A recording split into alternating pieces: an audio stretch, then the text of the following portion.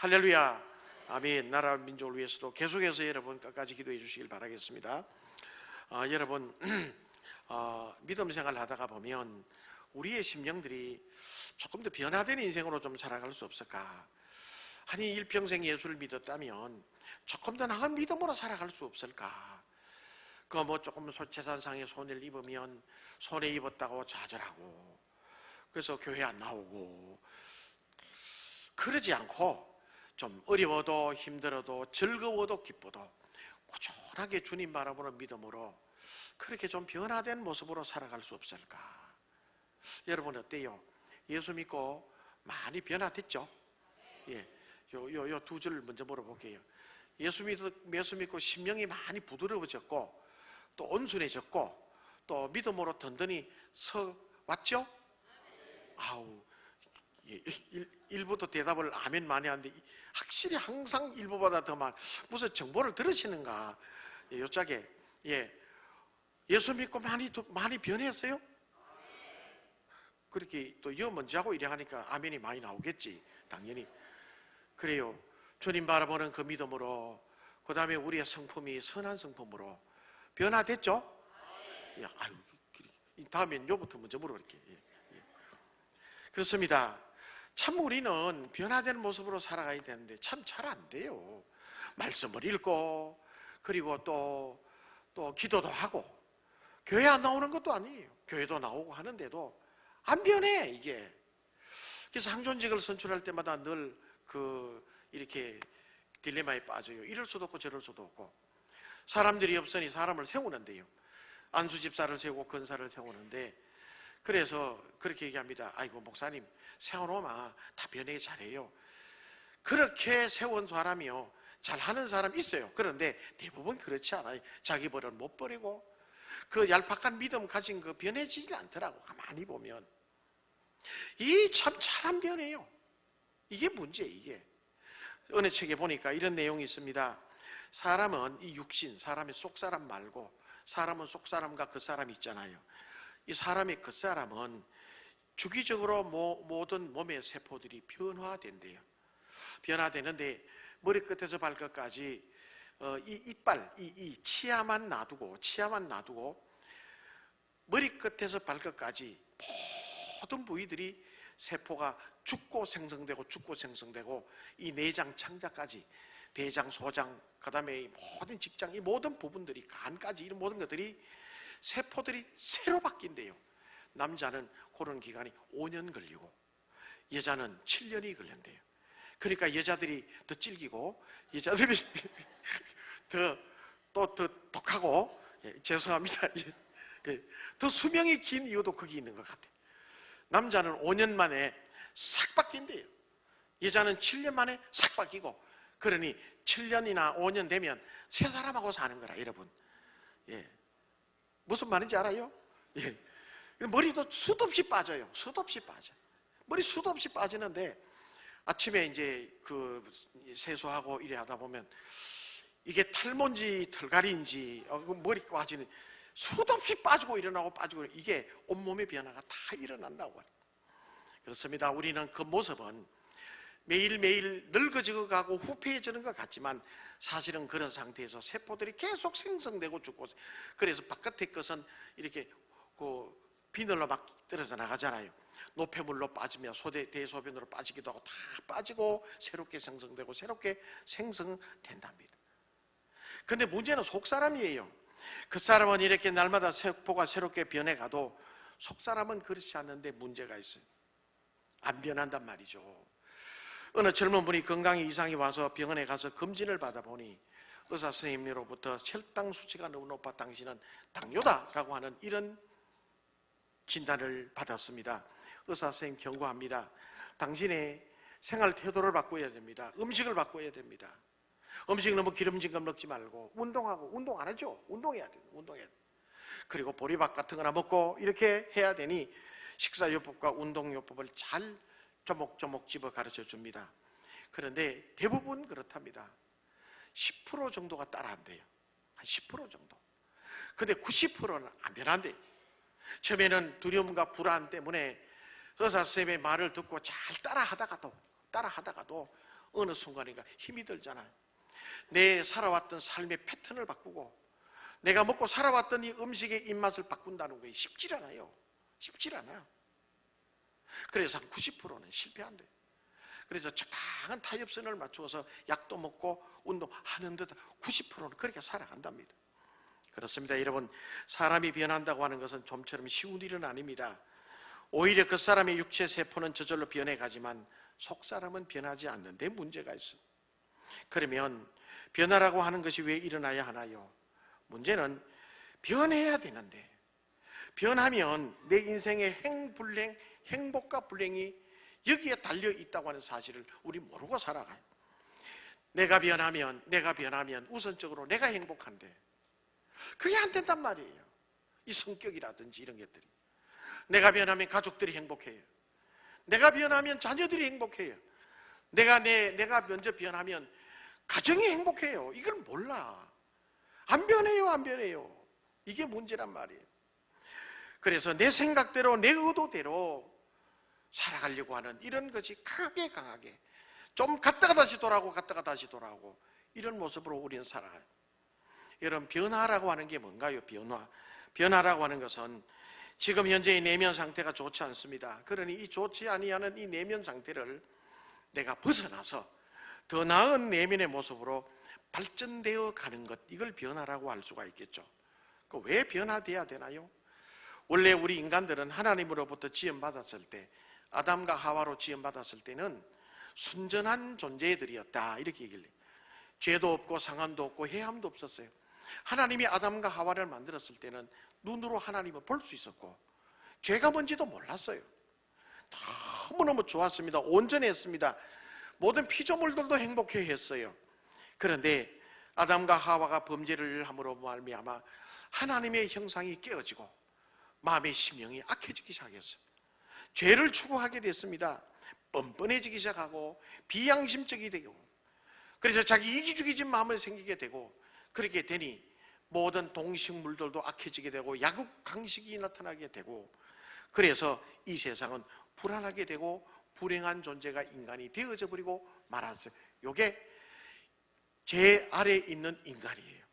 그러면 우리들은 이 죄 아래에 있는 인간들이 어떻게 변해야 되느냐? 하나님이 처음으로 아담과 하와로 만든 그 기로 회복이 돼야 돼.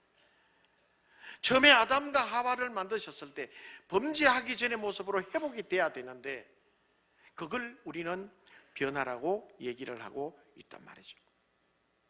그러면 우리가 변화되고 좀 더 나은 마음으로 하나님을 바라보면서 정말 행복한 인생을 살아가야 되는데 어떻게 해야 될 것인가? 안 돼, 세상 방법으로. 찬송가 544장에 보면 울어도 못하네 찬송이 있죠. 참아도 못하, 눈물만이 흘려도 안 돼요. 밤새도록 울어도 우리는 변화되지 않아요. 세상에 어떤 좋은 지식과 가르침을 받았다고 해서 우리가 변하는가? 아니, 우리는 그런 것을 너무 많이 보게 되었어요. 많이 배운 사람들이요, 심령들이 어둡고 캄캄한데 죄 안에 있으니 고급 도둑질을 하더라고. 가만히 보면 지금 이 경제 정치를 봐요. 배운 사람들이 더 흉악해. 가만히 보면 절대로 그런 것들로 사람이 변화되지 않더라고요. 그럼 어떻게 할까요? 오늘 본문의 말씀 5절을 보면 이게 귀한 비밀을 우리들에게 말씀해 주고 있습니다. 5절 말씀 읽어봅니다. 시작. 우리를 구원하시되 오직 그의 긍휼하심을 따라 중성의 씻음과 성령의 새롭게 하심으로 하셨다. 말씀 그대로 띄워두시고, 하나님이 우리를 구원하시되 우리가 행한 바 의로운 행위로 우리를 변화시킬 수 있지 않고 우리의 행위로 무엇을 배워서 내가 뭘 마음을 새로 잡아서 무슨 어떤 다른 종교를 선택해서 우리가 변화되는 게 아니라 오직 그의 긍휼하심을 따라 이렇게 변화되지 않고 멸망의 길로 가는 우리의 이 존재를 하나님께서 불쌍히 여기셨어요. 우리의 변화되지 않고 이렇게 살아가는 이 모습을 하나님이 너무 불쌍히 여기셔서 중생의 씻음과 예수 믿어 구원받는 십자가의 믿음이라는, 예수 그리스도의 십자가로 말미암아 구원받는 믿음을 이렇게 중생의 씻음이라고 얘기해요. 그 다음에 성령의 새롭게 하심으로. 할렐루야. 다 같이 아멘 한번 하고요. 할렐루야. 아멘, 아멘, 아멘. 그래서 우리를 불쌍히 여기시는 하나님의 은혜를 따라 중생의 씻음과 성령의 새롭게 하심으로 우리가 변화될 수가 있다고 하는 이 비밀을 여기에 말씀해 주고 있어요. 그래서 여러분 성경 말씀을 가만히 창세기부터 요한계시록 읽다 보면 중생의 씻음과 성령의 거룩하심으로 변화된 사람의 얘기를 쭉 써놨어요. 전부 그래요. 가만히 보면 성령의 역사에 하나님의 역사로 말미암아 사람들이 변화되는 얘기를 성경은 우리들에게 기록해 두고 있어요. 죄인이 변하여 의인이 되었다고 얘기합니다. 건축자가 버린 돌이, 건축자는 집을 질 때 버렸는데 어떤 사람 귀중한 집을 짓는데 기초석이 되고, 뿐만 아니라 무능한 사람이 유능한 사람이 되고, 우울한 사람이 즐겁게 살아간 사람이 되고, 불행한 가정이 행복하게 되고, 갓달 들었던 사람이 넉넉하게 살아가는 사람이 되고, 난폭했던 사람이 부드러운 사람이 되고, 성령의 역사로 그렇게 하나님 안에 변화되는 역사, 다른 거는 안 되지만 중생의 씻음과 성령의 새롭게 하심으로 변화되는 일들을 우리들에게 가르쳐주고 있는 줄로 믿으시기를 바랍니다. 다른 방법은 없어요. 어떤 방법도 없어요. 어떤 종교도 없어요. 그런데 중생의 씻음과 성령의 새롭게 하심으로는 사람이 변화되는 모습을 우리들에게 얘기를 해주고 있어요. 그러면 사람이 어떤 부분들이 변화되는가? 사람을 3분설 혹은 2분설 이렇게 나눠요. 사람의 존재를. 3분설은 우리의 사람은 육체가 있습니다. 그 안에 마음이 있어요. 그걸 혼이라고 그래요. 그 중심에 영이 있습니다. 그래서 우리 심령이라고 그러잖아요. 2분설은 몸이 있습니다. 영혼을 같이 묶어버렸어요. 이걸 2분설이라 얘기를 해요. 그래 보편적으로 3분설을 따라요. 신학적으로 보면. 자, 그러면 하나님의 성령이, 하나님의 거룩한 영이 우리를 어떻게 변화시키는가? 첫 번째는 우리의 심령을 변화죠. 우리의 심령, 우리의 영. 사람에게는 몸이 있고 그 깊이 들어가면 마음이 있잖아요. 마음. 더 깊이 들어가면 영이 있어요. 영. 우리 인생의 가장 중요한 부분이 영입니다. 그래서 사람을 두고 영적인 존재라고 하는 이유가 거기 있어요.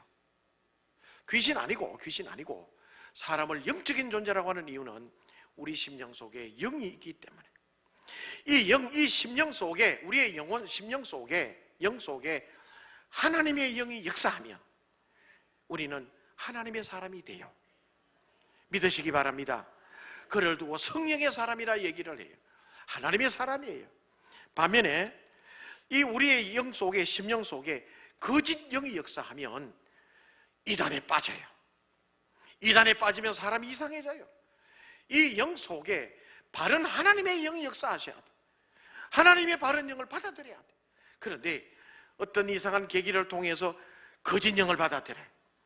이단의 영이 들어가게 되면 그 사람은 완전히 패가망신하게 돼요.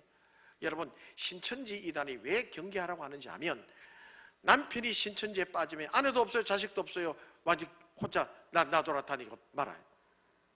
아내가, 여자분이 신천지에 빠지면 남편도 없어요, 가정도 안 돌봐요, 재산 갖다 바쳐요. 자식들이 신천지에 빠지면 부모도 없어요. 그래서 자식 찾아달라고 눈물 흘리면서 호소하는 분들 한두 사람이 아니에요. 거짓 영, 이 영 속에 거짓 영이 들어가면 엄청 힘들어져요. 인생이 고귀한 인생이 망가지게 돼요. 그러니 영적인 이 존재, 이 성령의 역사에서 거룩하신 하나님의 영이 역사한다고 하는 것이 얼마나 중요하다고 하는 것을 우리는 알아야 되는 줄로 믿습니다. 예수 그리스도의 영, 성령, 하나님 보내신 영이 우리 가운데 있어야 돼. 그것을 하나님의 사람, 성령의 사람이라고 얘기를 해요. 이건 영적인 일이에요. 영적인 일. 요즘에 여러분 그 신천지가 하도 덥석대니까 요즘에도 새로 생기는 이단들이 막 번져요. 요건 아마 중국산 이단 같아요.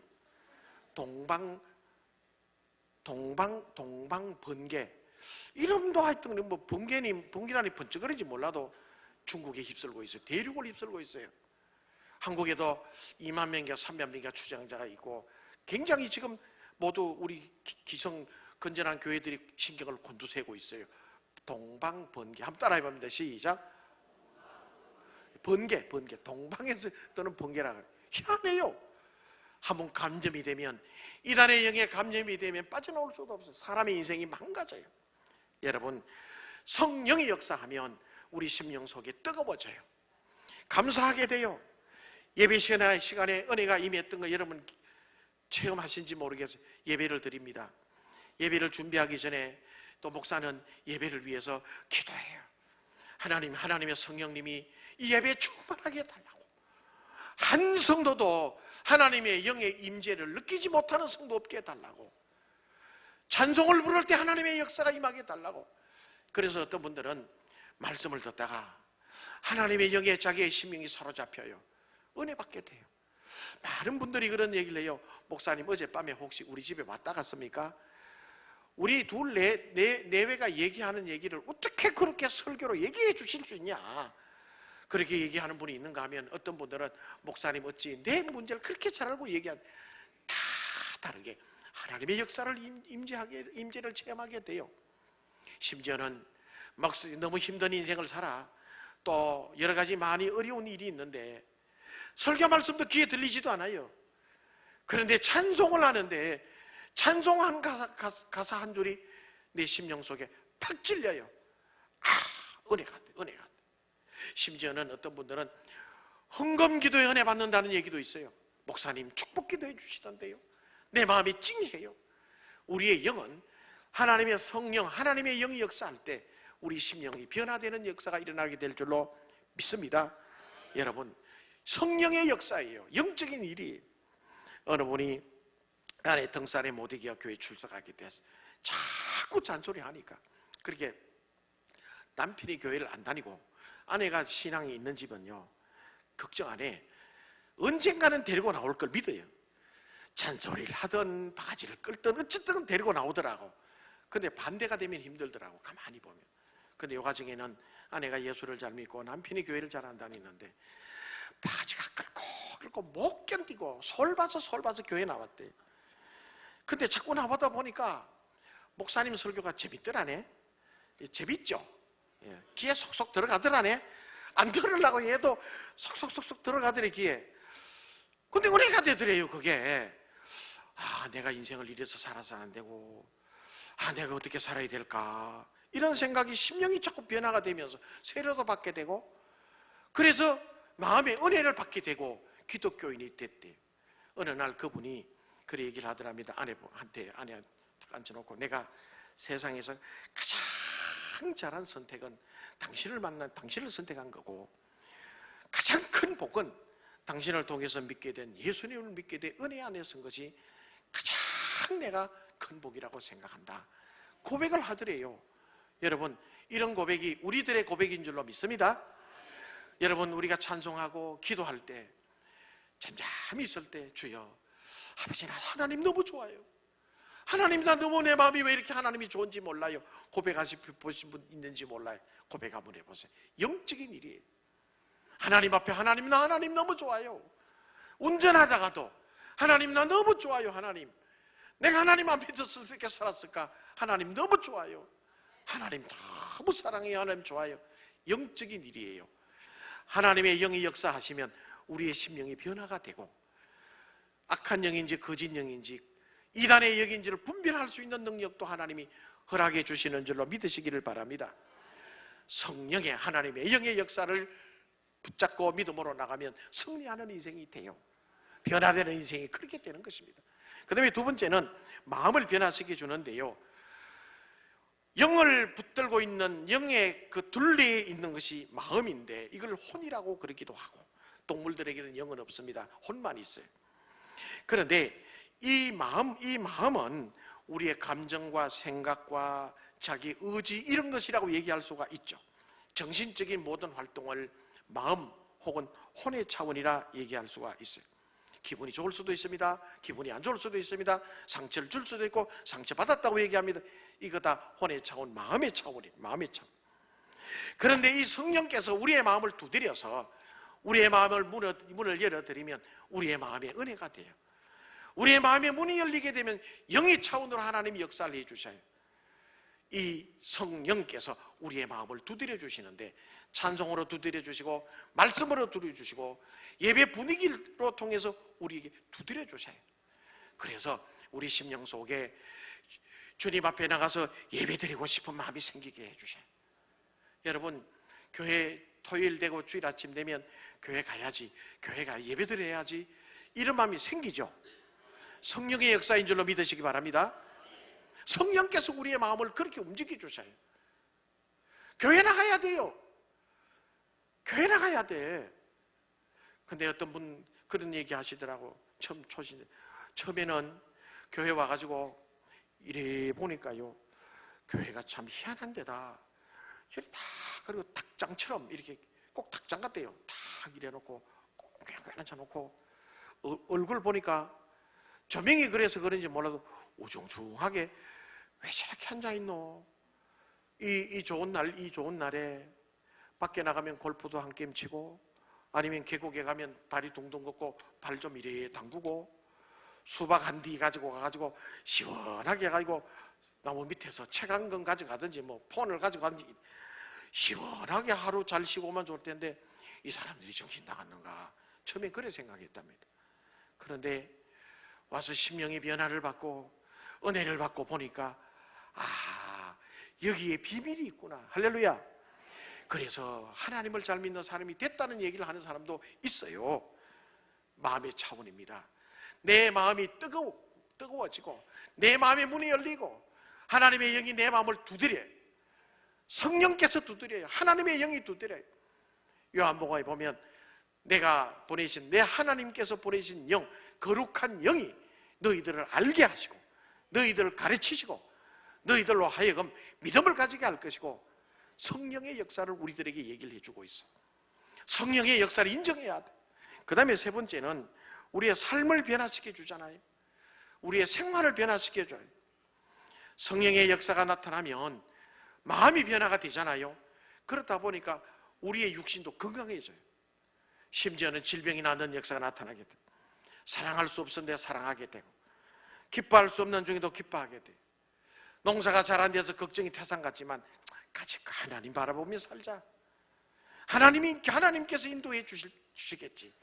하나님이 죽게 하시겠나? 하나님이 보호해 주실 거야. 할렐루야.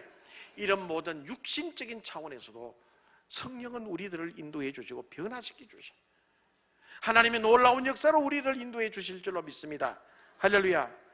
어떤 것으로 이런 일들이 일어날 수 없지만 하나님의 영이 역사하시면, 성령께서 역사하시면 이런 일이 일어나는 거예요. 여러분, 마음이 뜨거워지기도 해요. 마음에 꽉 묻혀있던 사람 마음이 풀리기도 해요. 육신이 풀리기도 해요. 이런 일들이 성령께서 역사해 주셔요. 자, 그렇다면 우리는 주의 성령, 주의 영이 우리들에게 이런 역사를 해주시기 위해서 어떻게 해야 되느냐? 우리 해야 될 일들이 또 있어요. 첫 번째는 인정하고 내 마음에 받아들여야 돼. 내 마음에 모셔드려야 돼. 오늘 예배 시간에 역사하시는 성령님의 역사를 우리의 마음으로 받아들이시길 바랍니다. 할렐루야. 가슴에 손 한번 해봐요. 한번 따라합니다. 성령님, 내 마음의 문을 엽니다. 내 영 속에 충만하게 해주세요. 역사해 주세요. 아멘. 예수님 이름으로 기도합니다. 아멘 하도 되고요.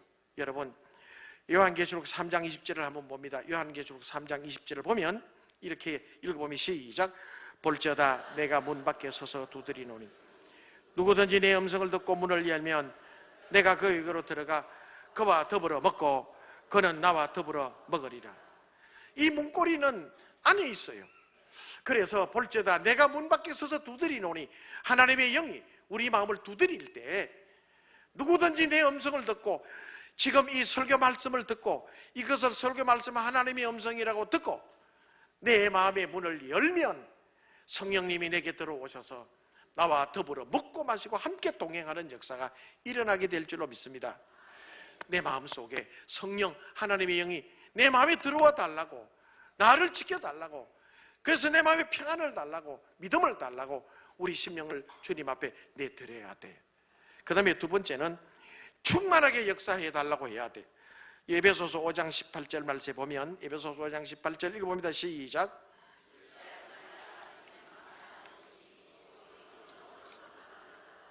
술로 충만하지 말고 성령으로 충만, 가득해라, 가득. 예배 드릴 때는 교회 예배 드릴 때는 주여 주여 하지만 예배 드리러 나가면서 싹이져 버리는 것이 아니라 하루에 24시간 동안 잠자가 깨어나도 주여 주여 주의 영이 역사해 주십시오. 운전하가도 주의 영이 역사해 주십시오. 학생들은 시험 치면서 그게 고사장에서도 성령님이여 내게 지혜를 주시고 내게 은혜를 주시고 붙들어 주세요. 농사가 잘 돼도 농사가 안 돼도 주의 영으로 충만하게 해주세요. 지속적으로 내 마음속에 가득하게 해주세요. 한번 여러분 마음속에 가슴에 손을 한번 대봐요. 이 중요하거든요. 가슴에 손을 한번 대고 한번 따라갑니다. 성령님, 한번 탁탁 두드리고요. 탁탁 두드리고, 성령님 내 심령 속에 충만하게 해주세요. 예수님 이름으로 기도합나이다. 아멘. 아멘, 아멘. 우리 마음속에 심령 속에 주의 영, 성령님의 역사가 임하게 돼요. 여러분 예배 드릴 때마다 느끼시는지 모르지만은 저는 가끔 느껴요. 하나님의 영이 뜨겁게 역사하실 때가 있어요. 찬송할 때나 또 예배 인도하고 예배할 때 하나님의 영이 역사를 해요. 하나님이 역사하셔요. 그러면 마치고 나면 사람들이, 모든 성도들이 은혜 받았다. 오늘 하나님의 영이 뜨겁게 역사하시던데요. 하나님이 역사하시던데요. 그 하나님의 영적인 은혜의 감각을 우리 모두 가지시길 바랍니다.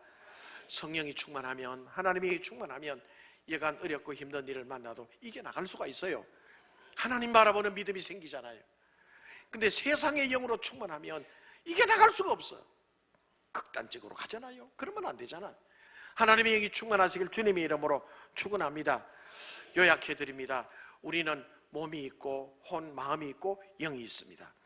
하나님의 영은 영, 마음, 육신까지도 역사하셔요. 그 영을, 하나님의 영을 모셔드려야 돼. 인정해드려야 돼. 그 다음에 충만하게 해달라고 하나님 앞에 기도해야 돼. 기도할 때마다 그렇게 하셔요.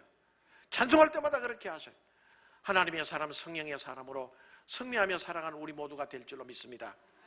하나님의 영이여 내게 충만해달라. 하나님의 영이여 뜨겁게 해달라고. 기도할 때마다, 예배 드릴 때마다 은혜가 있게 되게 해달라고. 그렇게 믿음으로 주님 앞에 서서 승리하며 살아가는 우리 모두 되시기를 주님의 이름으로 축원합니다.